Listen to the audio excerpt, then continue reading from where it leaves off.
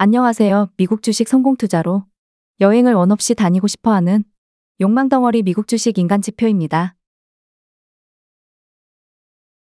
일단 저는 TQQQ 일부분 매도를 했고 오늘도 매도할 생각입니다. 그런데 갑자기 애플이라는 시총1에서 2위를 다투는 회사 주가가 이상합니다. 일봉에서는 121, 2평선을 완전히 깨고 내려오면서 이걸 V자로 뚫고 올리기란 거의 희박한 확률에 도달을 했죠.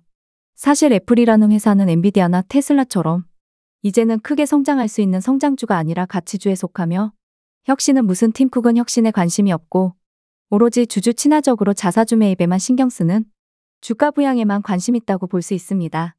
물론 엔비디아나 테슬라처럼 올라갈 때 폭발력은 적지만 대신 내릴 때도 하방에 대한 큰 공포감도 없다고 볼 수 있습니다. 물론 그래도 개별주니깐 지수에 비해선 더 떨어지겠지만 오히려 올라갈 때는 지수보다 더 높게 올라가니 투자하기에 매우 좋다고 봅니다. 아무튼 지수는 반등을 하고 있는데 애플이 미리 중국 매출 감소로 인해서 두들겨 맞고 있습니다. 근데 다음 주 한국 시간으로 금요일 아침에 실적 발표가 있는데 하필 이 전날 목요일 새벽에 FOMC가 있습니다. 여기서 과연 애플이 실적 발표 인한 어닝서프를 달성할 가능성이 희박하기 때문에 지수를 끌어올리면서 갈 수 있을까라는 고민이 생깁니다. 왜냐면 이전에도 애플이 실적으로 인한 주가 하락이 시작될 때는 다음 실적 발표 기점으로 다시 주가가 올라가는 경우가 많았기 때문입니다. 그렇다면 애플이 다시 또 큰 상승을 하기 위해서는 4월 달까지도 기다려야 한다는 소리가 됩니다. 이걸 QQQ ETF 일본과 비교하면 지수의 조정의 끝이 결국 애플 조정의 끝과 동일하다는 거죠. 물론 지금은 엔비디아가 시총 1위를 다시 또 탈환했기 때문에 엔비디아가 2월달 실적 발표에서 떡상하면 달라질지 모르지만 월가는 내리고 싶으면 어닝이 좋아도 내리는 애들이라서 실적 발표에 따른 상승 하락을 미리 베팅하는 건 좋지 않습니다. 결국 그러면 애플이 이렇게 계속 내린다면 지수 또한 크게 상승하긴 어렵다라는 거죠.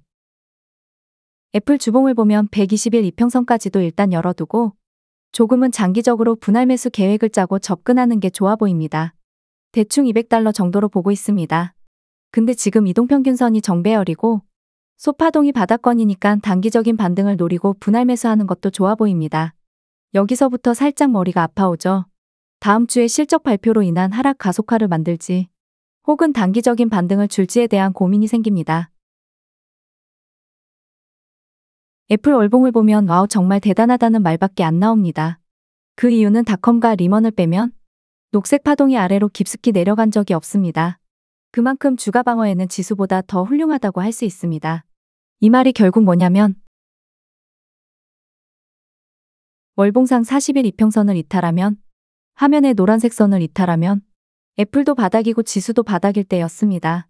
물론 2025년도에 이런 날이 올지 안 올지는 모르지만 40일 이평선이 제대로 된 표현이 아닌 40월봉선으로 표현해야 맞지만 편의상 그냥 쓰던 대로 말하는 점 양해 바랍니다. 가장 가까운 40일 이평선 월봉 도달이 2022년도였습니다. 그럼 여기서 정말 애플이 주가 하락이 심해질 정도로 내려간다 해도 대략적으로 현재 주가 대비 17에서 20% 정도 하락입니다. 한 배수라면 충분히 분할 매수 해볼 만한 메리트가 있습니다. 다만 AAPU처럼 두 배수라면 조금은 천천히 분할 매수 계획을 잘 짜둬야 할 것이고 월봉이기 때문에 한두 달 만에 회복하는 게 쉽지 않다는 것도 알아두셔야 합니다. 보통 레버리지 투자는 몇 달을 보고 투자하는 게 아니기 때문에 투자 타이밍이 매우 중요합니다. 일단 저는 애플 2배 상품 첫 진입을 했습니다. 그래서 롱 비중이 일부익절한 비중을 도로 채운 꼴이 되어버렸습니다. 다만 아직 애플은 추가 바닥을 만들 수 있는 차트 흐름입니다. 그게 다음 주 실적 발표로 인한 이슈일지 그게 아니라면 뭐가 있을까? QQQ ETF 월봉입니다. 애플 월봉과 매우 비슷합니다. 2022년도에 노란색 40일 이평선에 도달을 했습니다. 그래서 전 2025년도에는 노란색 이평선에 도달 못할 거라고 보고 있고 잘해야 상반기에 20일 이평선에는 올 수 있는 확률이 높다 보고 있습니다.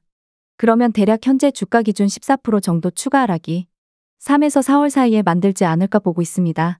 다만 1월 달에 상승 추세를 한 번 더 만든다면 패턴이 어찌 흘러갈지는 저도 모르겠습니다. 근데 여기서 1월 달 월봉 소파동이 다시 위로 치켜 세우면서 장이 마감된다면 좀 더 밀려갈 수도 있고 머리가 아파옵니다. 제 생각은 혹은 갑자기 하락론자스럽게 풀어본다면 다음 주 목요일 금요일부터 다시 하락이 세게 나와야 월봉 소파동이 다시 데드크로스가 나와서 내려갈 테고 다음 주 월봉 소파동 시작도 더 아래로 내려가면서 3월쯤이 지수 애플 바닥이 나오지 않을까라는 생각입니다. 이번 주 일본 금리 인상 이벤트는 이미 어느 정도 선반영되고 있다고 봅니다. 물론 금요일 실제로 지수가 어떻게 반응하는지 보면 알겠지만 일본 금리 인상으로 갑자기 지수가 3% 가까이 떨어지지는 않을 것으로 보고 있습니다. 그러면 결국 지수의 하락을 줄 만한 요소는 앞으로 뭐가 있을까? 30일 목요일 새벽 FOMC일 수도 있고 31일 금요일 아침 애플일 수도 있고 혹은 그것도 아니라면 2월 1일부터 시행하는 관세 정책일 수도 있습니다. 2018년도 하반기 조정 핑계도 미중 무역 전쟁 때문이었습니다.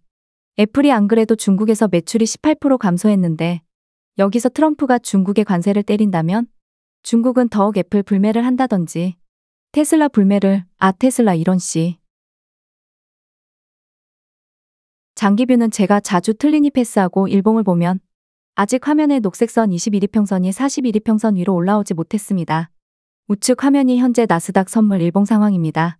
정말 상승 추세를 완전히 돌리려면 21이평선이 41이평선 위로 돌아서 올라올 때까지 캔들은 최소한 11이평 아래로 내려오면 좋지 않습니다. 근데 만에 하나 이 상태에서 나스닥 지수가 더 크게 못 오르고 크게 못 오르는 이유는 애플이 멱살 잡고 내리고 있으니까 거기에 테슬라 하락도 한몫을 한 것 같고요. 테슬라 하락 이유는 저도 잘 모르겠으나 아무래도 중국 관세에 대한 우려가 미리 반영되고 있는 게 아닐지라는 생각도 해봅니다. 물론 그것도 실적 발표로 씹어먹고 올라가면 저도 좋겠습니다. 계속 이전 영상에서도 말씀드린 대로 상승 추세를 완벽히 돌렸다 판단되면 눌림 매수 받으면 되는 거지만 현재는 아직 20에서 42평선을 제대로 돌리지 못한 상태라서 지금 상황에서 추세를 완벽히 돌렸다라고 판단할 순 없습니다. 여기서 만약 3에서 4일 안에 지수가 1.5%가량 떨어져 버리면 캔들이 11이평선과 41이평선에 도달을 합니다. 거기쯤에서 다시 반등을 할 때 첫 번째 고점 라인을 제대로 뚫고 위로 빵 쏘지 못하면 다시 하락 추세가 시작될 가능성이 있고 반대로 고점을 완전히 뚫어버리는 종각 캔들이 보이면 돌파 매매도 가능해 보입니다. 반대로 계속 약보합이나 상승이 이어지면서 21이평선이 41이평선을 뚫고 위로 올라와 준다면 상승 추세를 한 번 더 가져갈 가능성도 없다고 할 수 없습니다. 결국 21이평선이 41이평선과 크로스되는 지점이 대략 29에서 31일쯤이 되지 않을까 싶습니다. 그러면 그때까지 지수가 더 크게 반등을 한 후에 조정이 살짝 온다면 그것은 눌림 매수 기회가 될 수가 있을 것이고 그런 조건은 당연히 21이평선이 41이평선 위로 올라온 상태일 거고 반대로 다음 주까지도 지수가 정고점을 뚫지 못하고 박스권에서 움직인다면 29에서 31일 사이가 매우 중요한 날이 될 것 같습니다. 아무튼 1월달도 익절을 했으니 다행이다 라고 생각하며 다음 영상은 주말에 올리도록 할게요. 구독과 좋아요, 알람 설정은 무료입니다.